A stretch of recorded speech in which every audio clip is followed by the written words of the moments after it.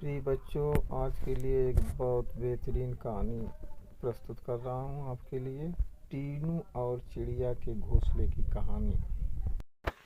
एक समय की बात है। टीनू नाम की लड़की थी जो स्कूल में दिए गए कार्यों में बड़ी रुचि रखती थी। इस साल टीनू के स्कूल में गर्मी की छुट्टियां पड़ने से पहले उसकी टीचर ने सभी को विभिन्न पक्षियों के चित्र दिखाकर चिड़िया पर निबंध लिखने के लिए कहा था। सभी बच्चों को स्कूल खुलते ही निबंध टीचर को दिखाना था। पक्षियों की रंग बिरंगी किताब टीनू को बहुत पसंद थी। जब टीचर ने बताया कि उन पर निबंध लिखना है और सबसे अच्छा निबंध लिखने वाले को इनाम में वह किताब मिलेगी, तो टीनू बहुत खुश हुई। टीचर ने सभी पक्षियों से जुड़ी कुछ कहानियाँ भी बच्चों को सुनाई। उसके बाद स्कूल की गर्मियों की छुट्टियाँ पड़ गईं। यूं तो टीनू हर साल अपनी गर्मी की छुट्टियाँ बिताने के लिए कहीं न कहीं जाती थी, लेकिन इस साल की छुट्टियों में टीनू रोज पास के ही बगीचे में जाकर पक्षियों और उनके घोंसले देखने लगी। उस बगीचे में गौरैया, गर्जिन, लावा जैसे बहुत से पक्षी आते थे। टीनू बगीचे में आने वाली हर चिड़िया को पहचानने की कोशिश करती और उन्हें गौर से देखती रहती। टीनू देखती थी कि हर चिड़िया एक एक घास, पत्ती, पंख आदि को जोड़कर कैसे अपना घोंसला बना रही है।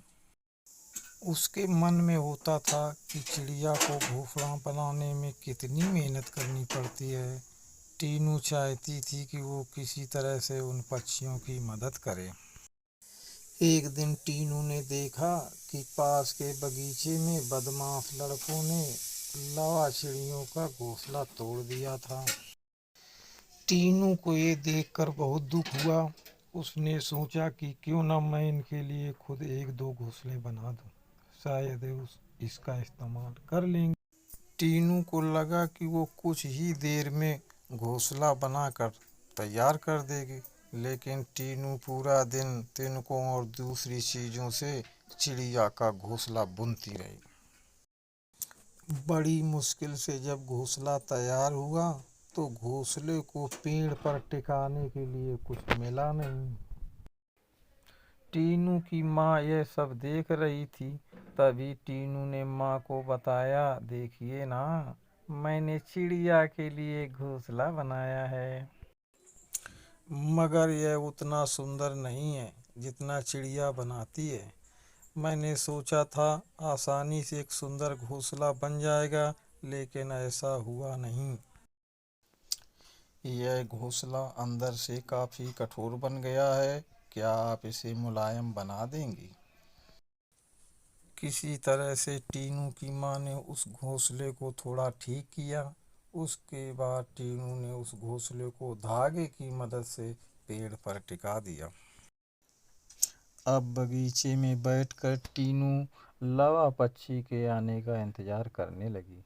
वो पक्षी बगीचे में तो आए लेकिन टीनू द्वारा बनाया गया घोंसला उन्होंने इस्तेमाल नहीं किया। टीनू के साथ उसकी माँ भी बगीचे में आई थी। उसने टीनू को उदास देखकर कहा, तुम परेशान मत होना, अभी चिड़िया घोंसले पर आ जाएगी। तभी एक लावा पक्षी ने आकर टीनू द्वारा बनाए गए घोंसलों को तोड़ दिया। अब टीनू ने मुंह लटका लिया। तब उसे उसकी माँ ने समझाया कि हमें दुखी नहीं होना चाहिए। देखो, तुम्हारे द्वारा इस्तेमाल की गई चीजों से ही लावा पक्षी अपने लिए घोंसला बना रहे हैं। हो सकता है कि इन्हें दूसरों का बनाया हुआ घोंसला पसंद नहीं आता हो। दुखी मन से टीनू ने कहा, माँ, मैं अपने स्कूल के निबंध में यह सब कुछ लिखूंगी। कुछ देर बाद टीनू ने कहा, माँ, आपने देखा कि लावा पक्षी अपना घर झाड़ियों में बना रहे हैं। जवाब में टीनू की माँ बोली, हाँ बेटा, मैंने सुना था कि लावा पक्षी अपना घोंसला किसी के घर के रोशनदान या पेड़ पर ही बनाते हैं। आज ये नई बात पता चली है। कुछ और दिनों बाद टीनू ने लवा पक्षियों के बारे में एक और बात जानी कि वो सीधे उड़कर अपने घोंसले में नहीं जाते। घोंसले से कुछ दूर ठहर कर इधर उधर कूदते हुए वो अपने घोंसले तक पहुंचते हैं ताकि किसी को उनके घोंसले का पता ना चले। थोड़े ही दिनों में स्कूल की गर्मियों की छुट्टियां खत्म हो गईं। टीनू ने स्कूल जाकर लवा पक्षी के बारे में लिखा और निबंध प्रतियोगिता जीत ली। इनाम में मनपसंद चिड़ियों वाली किताब मिलने पर टीनू खुश हो गई। प्रतियोगिता जीतने के बाद भी टीनू रोज चिड़ियों की चहचहाट सुनने के लिए उस बगीचे में जाकर घंटों बैठती है, मानो उसकी चिड़ियों के साथ दोस्ती हो गई हो। कहानी से सीख। चिड़िया के घोंसले की कहानी से एक सीख मिलती है कि छोटी छोटी बात पर मन दुखी नहीं करना चाहिए। साथ ही आसपास की चीज़ों पर गौर करने से हमें काफ़ी कुछ नया जानने को मिलता है। आप सभी से विनम्र निवेदन है कि मेरे चैनल को सब्सक्राइब करें, लाइक करें। धन्यवाद।